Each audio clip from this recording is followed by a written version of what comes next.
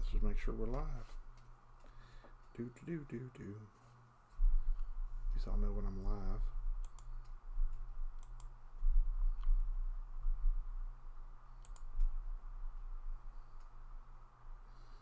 There we go.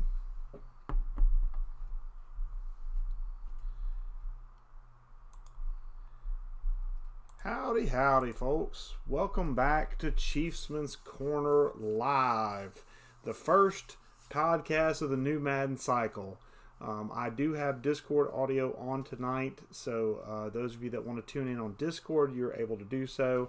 You can also tune in on YouTube, and I have YouTube chat sitting right here on my phone and able to respond to that as well. I am your host, Coach Winuvas, one of the leadership team here in the WFL and the coach of the Arizona Cardinals.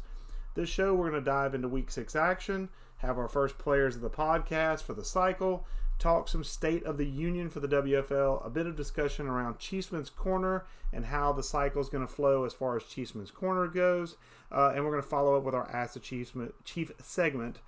We do have some questions, or at least one question that's been turned in for the show. Again, have YouTube up, ready for comments. I do have Discord open.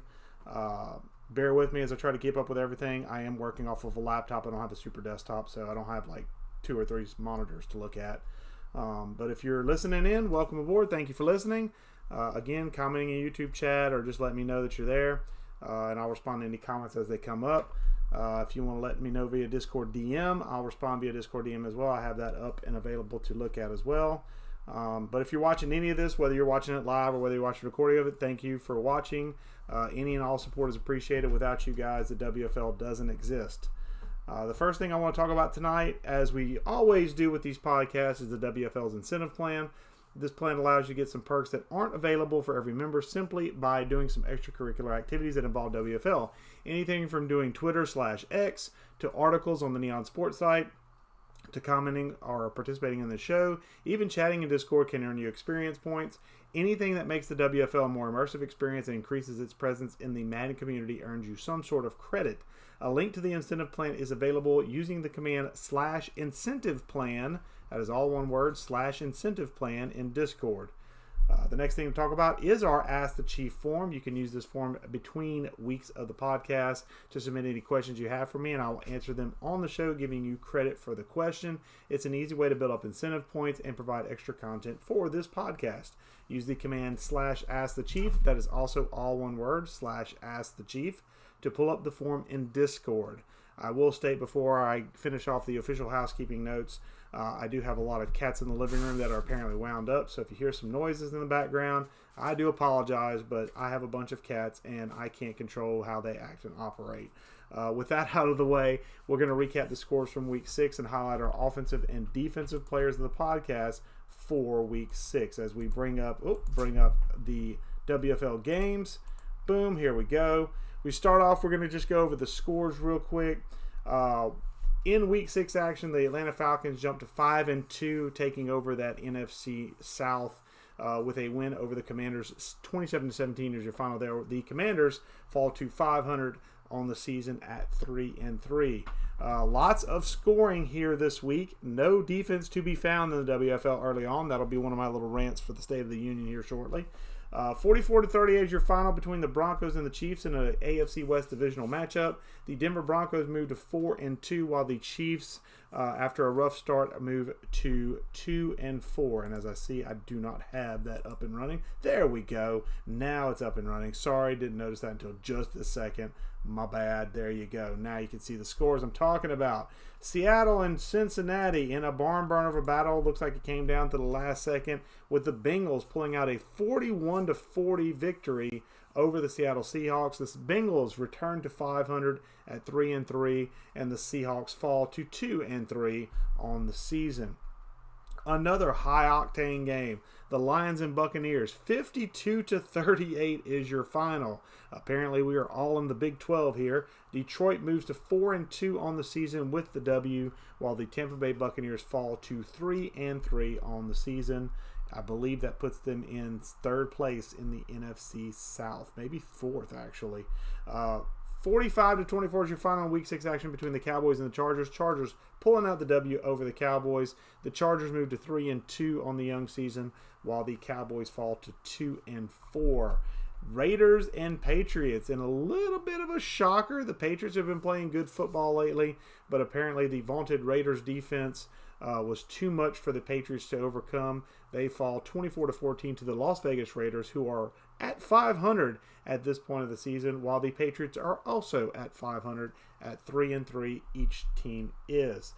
AFC South matchup between the Jaguars and Colts ends in a 29-23 final in favor of the Jacksonville Jaguars. They raise their record to 4-2 on the young season, while the Indianapolis Colts fall to 4-3 on the season, getting used to a young Anthony Richardson at quarterback there.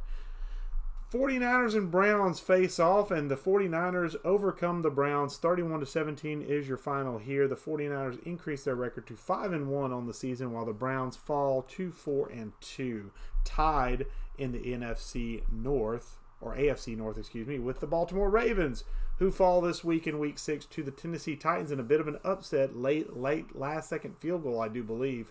37-35 was your final here. Tennessee moves to 2-4 on the season, while Baltimore falls to 4-2 on the season. In iExploit-D's first game action in the WFL after 5 or 6 weeks, the Eagles come out barnstorming with their first victory of the season.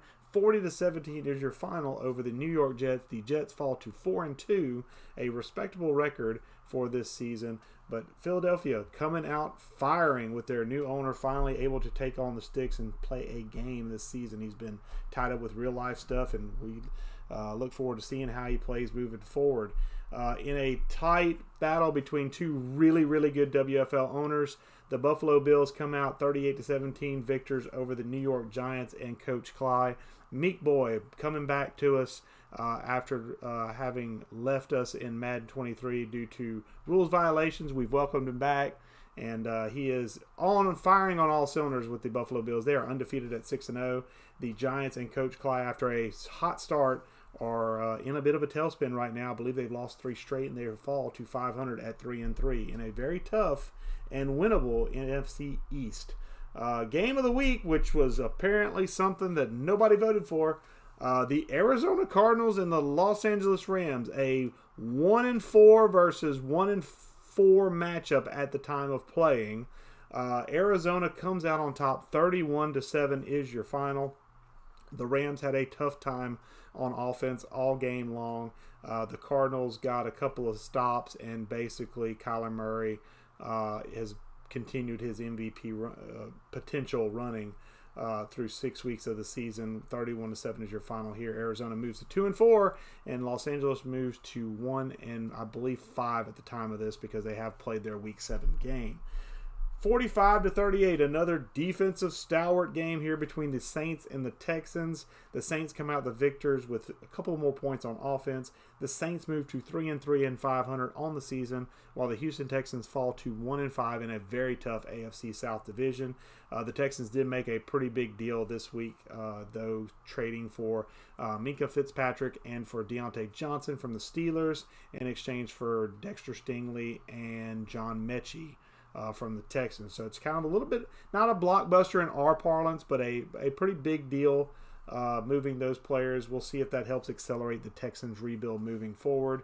Another good game between the Carolina Panthers and the Miami Dolphins, as the division-leading Panthers keep their division lead at 5-1, beating the Miami Dolphins 35-27. The Dolphins having a bit of a rough start to their WFL career. There is The Rock there at 2-4.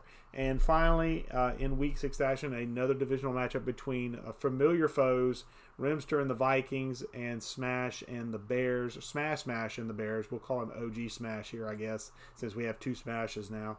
But the original Smash and the Bears come out 7-point victors over the Vikings.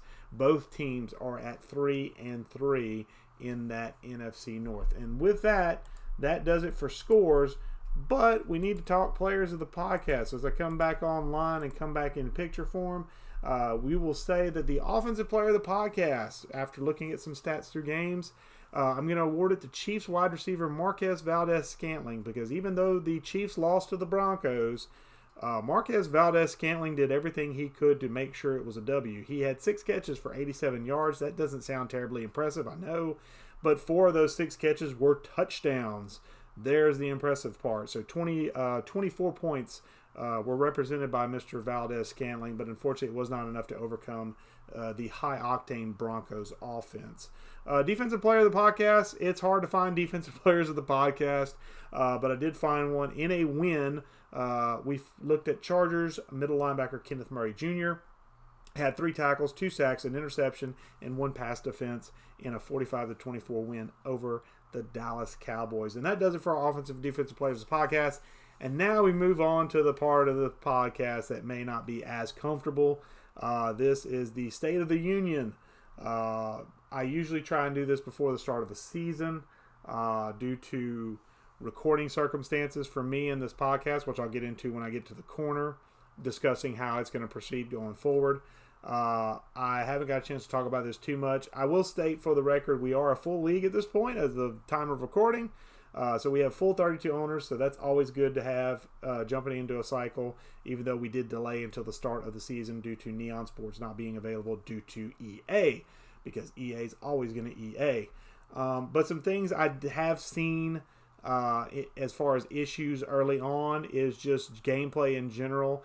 And I will state for the record that with as many new people as we have, because we do have newcomers, we have probably about close to a dozen, maybe it might be 10 to 12, because we had about that many openings, and a couple of folks are veterans that are coming back, like Meek Boy, but a few, most of them are brand new to WFL, and so far, honestly, I can't say that I'm horribly angry at the gameplay. Like, it's been solid. I mean, I think it's just EA and sliders and difficulty settings that we may have to adjust.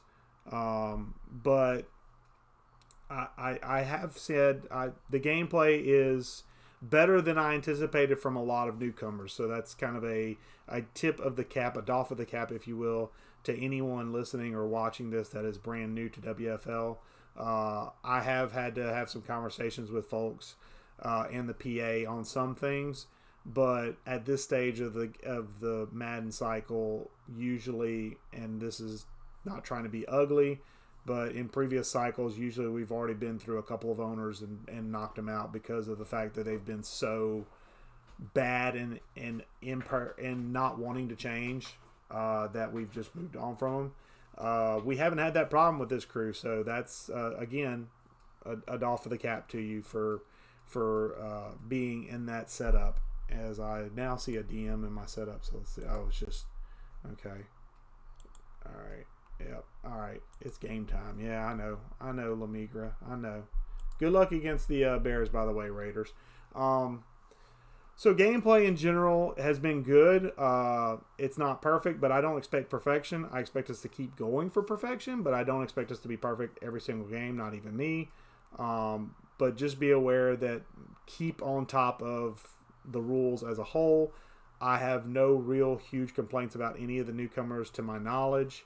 I've talked to a few of them about some things. We've had some suspensions come up for a couple of the new folk, but nothing that's huge, and everybody's been real positive and receptive around feedback, which is always a good part of this process. It's a part that it's not a comfortable conversation to have, especially in an online environment, but the guys that have had issues that we've talked to have been really receptive and questioning, and that's always a good thing to see, is kind of that back and forth dialogue as far as, well, what's going on, what are you seeing, that kind of thing. That's good to see. Other things I have noticed because of the offensive explosions, guys have tended, some owners, and this is something we can easily track through Neon Sports, some owners have forgotten that you do have to run the ball. I've seen a lot of games where it's been 45-38 shootouts, and one team has got like 45 passes, like 10 runs. That shouldn't be the case, guys. That's not even, I don't believe that's even close to 70-30. So be more balanced on offense. I know this is a game that's easier to score on. The defense is especially run defense, is really tough this year because of the improvements to run blocking, which honestly I think they just nerfed run defense. If you want to know the truth, I don't think they improved run blocking because I don't think Clint and the boys know how to improve anything on Madden. But I do think that we have tinkered with sliders. We won't tinker with sliders unless it's a super emergency during the season. But we are, just to give you a little behind the scenes look, we are looking at a slider set to adjust to in season 7, which would be season 2 of this cycle. That would be a pretty sizable change from what we have. We're going to try it behind the scenes. We're going to test it and see how it works and operates and see what it does for a few of us that are going to try and test it out. I'm hoping I get a chance to test it out a little bit this weekend and during the rest of the season. But if we like what we see, we're going to implement some potentially drastic slider changes for season 7. So not to scare you, but what we have now is what we have now for the most part, unless something drastic through EA changes as far as an update. But we are looking at something to try and help improve the defensive side of the ball going into season 7. And the last big thing, other than the 70-30 rules around offense and on defense, don't forget defense with zone man, sub linebacker rules. I did an announcement a couple of days ago in the Discord chat. Be aware that you can have a middle or outside linebacker at the sub linebacker position, and there's no restrictions. So if you have like a 92, 93, 94 speed linebacker, that's an official linebacker, they can play sub linebacker. They don't have to deal with any of the restrictions. But if, sorry, my cat is walking by. If you are playing a safety at the sub linebacker position, the safety, you probably just saw her jump up there. See, there she is. The safety has to be certain specifications as far as size. They have to be 6 foot or taller. Weight, they have to be 210 pounds or more. They have to have at least 65 tackling or better. And they have to be 90 speed or less to play at the sub linebacker position. The 90 speed or less is going to fall, most safeties are going to fall above that. And I'm aware that most safeties don't tick all of these boxes. There's a reason why we have that restriction, though, is because we're not stupid. We know that safeties get the better animations for interceptions. So to make it as realistic as possible, we are making these restrictions to where if you play a safety there, they have to be near the size of a linebacker to qualify. That's the thought process behind it, if you want to know the truth. And by the way, I have a player, just to be completely transparent, I have a player I would love to play at sub linebacker who was a linebacker in this game, Isaiah Simmons. I can't legally play him at sub linebacker because he's 93 speed, and that's illegal. He fits all the other boxes except for the speed. So if I'm having to follow those rules and use linebackers or other means to play that coverage setup, I expect everyone to, and that is something we can easily check inside of the game on the console. We can hop on there and look at depth charts of every team. We did. We saw a few that were issues. We put up the announcement. We will be looking in the next day or two to see if everyone has gone compliant. If you have not gone compliant, one thing I will urge you to do is make sure that your depth chart reorder is set to manual and not to automatic, because that can cause some issues if you make any sort of personnel changes that could cause the safeties to creep back into the depth chart. So check that first, and if you have that on, auto instead of manual, we will give you a little leeway, but we expect everyone to be compliant with the rules we have set for the sub linebacker position. Again, sub linebackers, if you're playing a middle linebacker or an outside linebacker at sub linebacker, they can play there with no restrictions. All the stuff you see in the rule book for restrictions is only if you play a non-linebacker at the sub-linebacker position. If you're playing a safety, essentially, at the sub-linebacker position, attempting to get those better animations from picks, they have to fit certain rules to be there. Otherwise, they are illegal.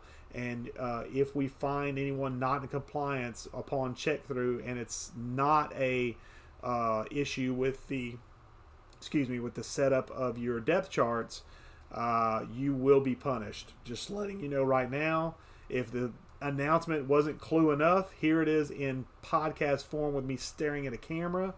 If you are in violation of this rule going forward, you will be punished. The PA is aware of this, and the PA is ready to dole out punishments. And I will tell you, this PA that we have assembled right now is a little bit sterner than we're used to, or at least I'm used to, in a good way. I think it's good for the league, but just be aware, this PA don't play. So if you are in rules violations, especially after I've sent out bucket list warnings like I have over the last couple of weeks, they're not going to sit on a warning. They're going straight to suspension. So this is your last official bucket warning. Make sure your rules are clean and make sure you violate as little as possible. We don't expect perfection, but if we see consistent violations in a game of a certain type, they will go to the PA and you will get suspended for it, okay? And if you don't deal well with suspensions and players getting suspended, I can tell you right now, if you are one of those people that doesn't like whenever you get talked to from leadership about getting players suspended, you won't be here long. Point blank. You just won't be here long. I'll move on with life. I have better things to do. Chiefsman's Corner's future, now that I'm gonna get off my soapbox as far as State of the Union. Like I said, it's really good right now. I'm really happy with the new people. Just some little things that I think veterans and the new crop kind of need to watch out for moving forward. It's basically all I'm going to talk about there. Chiefsman's Corner's future. Normally, in years or in cycles past, the few cycles that I've done the corner here in the new WFL 2.0. I've typically, my wife works at the community college I work at. I work at a community college. I teach at a community college. And she works as a librarian there. And usually she works one night a week. She used to, until this year, she used to work till 9 o'clock. So I could do a show at 8 o'clock my time, which was 9 o'clock Eastern. Get it done, get it wrapped up before she got home, and not bother the flow between, family life. With this year, the hours at her library's changed, and now her night shift when she works that she's done at 7:30 at night. So obviously I can't do a show like I did before where I can do it at 8 o'clock at my time, Central Time, 9 o'clock Eastern. So what I'm going to try and do is on weeks where she's not working one night a week consistently, she's working one night every other week. So the game plan right now for the corner is every other week it will be recorded. I will still attempt to keep to a weekly schedule.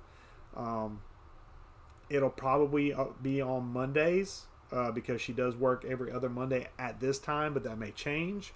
What will happen is the corner will move up in time, though, and I know that's going to bog down a good bit of folks because it's probably going to occur when you're working or when you're coming home from your work commute or you're trying to eat dinner with your family, and I get that. I totally get that, which is why the Ask the Chief segment becomes even more important because that's a way you can contribute. If you can't tune into the show, you can still contribute using that Ask the Chief form. Just be aware. Every other week is going to be a recorded podcast if I can do it. At the very least, every other week will be live. It will be earlier. I will tell you right now, it'll be I will start probably about 6 my time, which is going to be 7 Eastern time, 7 p.m. on Mondays. That'll probably be the schedule of the corner every other week for live. And for recorded, I'll probably keep it on the 9 to 10 o'clock release time, and it'll be a recorded podcast, so you'll just have to kind of respond to it after the fact and adjust to it after the fact. So unfortunately, that's the way my life is right now because just to again pull the curtain back a little bit, I am currently sitting in my living room. That's I think my TV's that way. Should be that way. Yeah, that way. Of course it is. I can look. That's my TV. My living room's in front of me. I've got a light that's basically shining this way. I have a very pauper setup. This is not professional by any stretch of the imagination. But the setup, obviously, if the wife comes home, she wants to watch TV. So I can't really do this and have her be able to watch TV and also be able to not have my throat slit at night, because she already loves Madden. So you can imagine what doing a podcast sitting in the living room while she just got home wanting to relax would be like. So for the safety of family life, I'm going to do a live podcast while she's gone every other Monday, at least for the rest of this semester. That may change next semester, but I don't think it will. Usually they stay on a yearly schedule. But every other Monday, 6 p.m. Central, 7 p.m. Eastern Time, we'll do a live show. Again, I don't anticipate many folks being able to tune in. But if you can, great. If you can't, that's fine. I completely understand. Use the Ask the Chief forums to submit questions. I'll be glad to answer those questions, both live on the live shows and on the recorded shows. So that way you guys can get credit for participating in the show. That's just the way that the corner is going to work. I can't speak for WFL season, which is the one Juke and Cole do. That's their baby. But as far as for the corner and my baby, that's the way it's going to be for the foreseeable future. I will strive to get a weekly podcast out, but at the worst, it's going to be every other week. It'll be live every other week. If it is every week, it'll be every other week. It'll be a recorded show. Okay, so that's kind of the way the corner is going to go this cycle. Can't help the way that the schedule changed at my wife's workplace, but to kind of keep happy family going, happy wife, happy life. That's the way the corner is going to be moving forward. I do have an Ask the Chief question, which I'm going to zoom in on it real quick if I'm allowed to. Come on. Zoom in. Come on, zoom in. You're not going to zoom in, are you? Nope. Okay, fine. I'm just going to show it. I don't. At this point, it's been, how long? 30 minutes. Yeah, we need to get going, don't we? Okay, that is not what I want to show you. That's the old stuff. Let's go to the new stuff. Boom. So, I know it's small print. I'm sorry. You're going to have to bear with me. Patriots owner Austin Jackson submitted this question, and I thought it was a really good question. Essentially, what rookies, whether they're carryover players or whether there are real-life rookies, which rookies have impressed you the most going into this first season so far? And so what I'm going to do is I'm going to do a bit of a pull-up. I'm going to show you the stats for the leaders. So here we go. I'm bringing up, this is rookies. These are rookies for this season. And now I can zoom in a little bit, but it's going to blow up everything. So I looked at this before. Okay, there we go. Jeez, that's huge. Okay, that's better. All right. So I looked at these before the podcast. I kind of wanted to do a little bit of research before I popped in here and was looking at stuff. And I was flipping through stuff, and I looked at quarterbacks, because that's what you always want to look at with quarterbacks. You want to see who's doing well. I mean, Bryce Young is up there, but it's like Bryce Young was the number one pick in the draft. That's like low-hanging fruit for me. And the owner, Mr. Know-It-All, who's, again, a newcomer, is having a real good season with Bryce Young. So it's not a knock on him at all. It's just I'm trying to go for folks that may be a little bit more of a surprise. You've got Evan Carroll, who's got 20 tackles. No interceptions yet for Evan Carroll. That was his baby coming out. Julius Brents, however, has 5 interceptions and 18 tackles through 7 games. So Julius Brents could be a guy I could mention as part of this. Scott Harris. Who the heck is Scott Harris? He leads the team. He leads rookies in tackles out for the defensive side of the ball. But Julius Brents leads in interceptions with 5. Deontay Banks is right there with 4. Sacks, Will Anderson. But again, he was the number 3 pick in the draft. Yeah, number 3, because it was CJ and then Will Anderson. Sergio Stewart is a creative player for the Seahawks. He's having a good season. That superstar defensive tackle, or X-Factor defensive tackle, or defensive end I made. Jaden McCauley is another creative player for the Broncos, who's having a pretty solid season with 3 sacks, 8 tackles through 4 games. Not a lot of game tape, but they've been effective when they've been in there, both Stewart and McCauley. Brian Breesy is a real-life one. 2.5 sacks, 4 tackles through 5 games. That's not a huge number. So right now, I would say probably defensively, Scott Harris as far as tackles go. Julius Brents as far as interceptions go for the Colts. Sacks-wise, I'll give a nod to Sergio Stewart, because that's a creative player, even though he's X-Factor. He's more of a stout 3-4 technique-based defensive end, I do believe. I don't think he's or he might be a tweener. I can tell you right now if he's a tweener. 6'6", 288. I'd say that's a 3-4, a 3-4 defensive end style size-wise. And this changed so let me go back to rookies. All right. Rushing leaders, Devon Achane. Oh, man, I know he just changed how he pronounces his name because he ran roughshod against the Broncos, and suddenly he can change his name and how it's pronounced. But Devon Achane, or Achane, no, it's Achane because he didn't want it to be Achane. 6 games played, 733 yards with a 5.6 yards per carry and 8 touchdowns. Bijan Robinson, again, low-hanging fruit, was honestly the best running back coming out of this real-life draft class. He was head and shoulders. If he wasn't a running back, he'd have been the first pick in the draft, period. That's just the way it was going to go. He was the best probably non-quarterback, non-edge rusher in this draft. It's just a shame he was a halfback, so that's why he went so low. But Atlanta's doing wonders with him. Coach Studley loves the run game, and that's a great guy to have. Jahmyr Gibbs also having a good season. Anthony Richardson in the rushing game also having a good season, kind of doing okay in the passing as well. So dual threat there for Juke and the Colts. And then, I mean, Jordan Addison I could probably shout out as a receiver. But Rim has always been a really good passer, so he always gets a lot of his weapons involved. So probably here I would give the nod reluctantly to Jackson Smith and Jigba because Polio is working this kid pretty well, 324 yards receiving.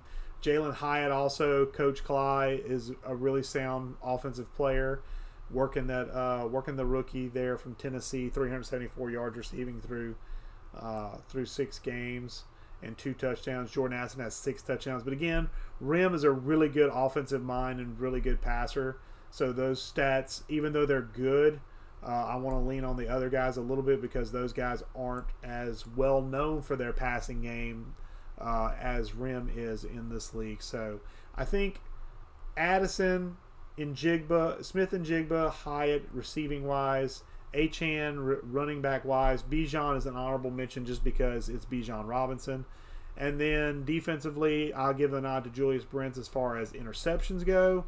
And as far as sacks go, I'll give the nod to Stewart and McCauley, who are both created carryover players. So I think that about does it as far as answering your question, Austin. I think those are your players that so far have been a really good scheme fit and executing very well for their teams early in the season. But it's still early. We have some time to get some of these other rookies into the mix and see what they can do as well. And with that, the corner is going to come to a close, folks. Thank you guys for tuning in, whether live or with this recording. I appreciate it. The WFL appreciates it, and we hope you are entertained by this show. Let us know by throwing us a like, a subscribe, or leaving comments. Any feedback, good or bad, is appreciated. And until next Monday, folks, whether it's live or whether it's recorded, the corner is closed.